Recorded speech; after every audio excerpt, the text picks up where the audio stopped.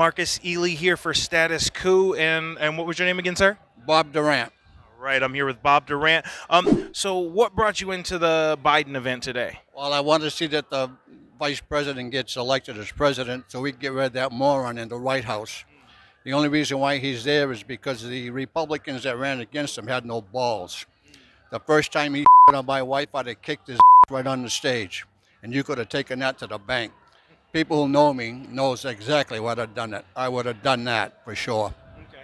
So you seem like a no BS kind of guy. So I'm going to ask you straight out and forward. The main problem folks have with Trump is that he's corrupt and he's a racist. Those are the two main problems.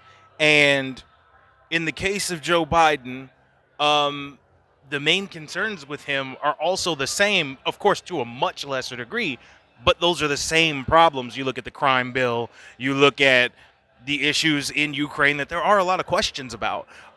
So I wonder what you think about having Joe Biden as the guy to go up against President Trump from the Democratic side. Why he should be the choice over everybody else, considering he has the same problems that Trump has, again, to a much lesser degree. Yeah, well, I don't think Biden's a racist. I just think that the crime bill that he wrote when he was in the Senate, it was back in the time when everyone was talking about that. And as far as Ukraine, that's all crap that's on the Bidens and the server. I can't understand why the Republicans just can't stand up to this guy and say really what's happening. The thing is about Trump, he on everybody. He doesn't talk good about anybody. And I didn't care for W. Bush, but if I was a drinking person, I wouldn't mind going out and have a beer with him because he was at least a decent person. This guy is not decent whatsoever. And I just think he's a phony, along with that vice president he's got, Pence. I think they're both phonies. George W. Bush was a decent person. Yes, he was a decent person. He didn't crap on everybody. I just didn't like his policies. But as a president, your policies are what directly affect people's lives. So your words may be nice or could be terrible, but if your policies are good, you're doing a lot less harm. Whereas the inverse, which is what's the case with George W. Bush, your policies are trash and they get people killed, i.e. Abu Ghraib, the financial crash, and the list goes on and on and on. Those things, like, people died. The war in Iraq, millions of people died because of that. And this is a person we think is okay and we'd like to have a beer with? Well, I liked him as an individual. I just didn't like his policies. And I wouldn't have minded, like I said, I wouldn't have minded had a beer or even going to a baseball game with him. His policies really did suck. But as far as him being a person, a decent individual, he didn't crap on everybody. He didn't call them scum and stuff like this.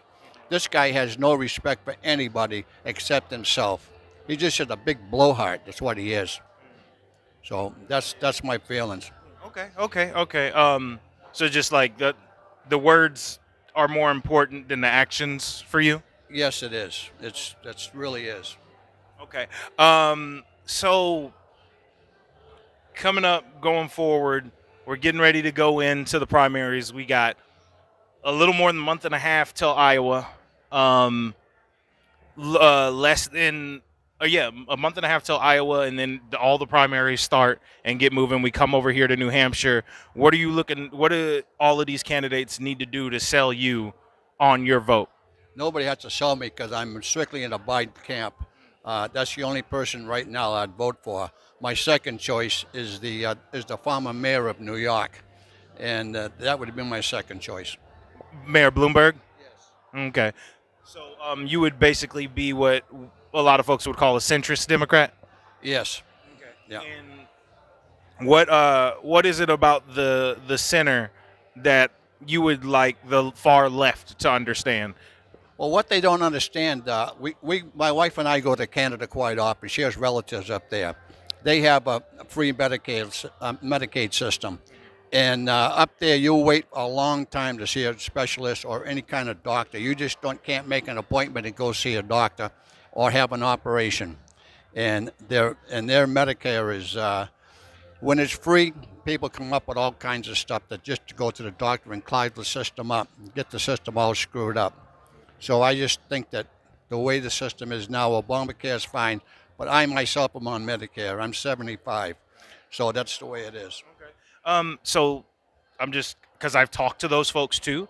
So I want to ask you I want to kind of pose what they would tell you in this situation. So you think that folks waiting is a bigger problem than folks dying because they couldn't afford anything? Yeah, but they can go to the emergency room and they have to get service. But when you have to sit there and wait for an operation that really is life and death, it just isn't the right way. The emergency room will also bankrupt you in a lot of cases too. Yes, but still, there's ways of getting around that stuff.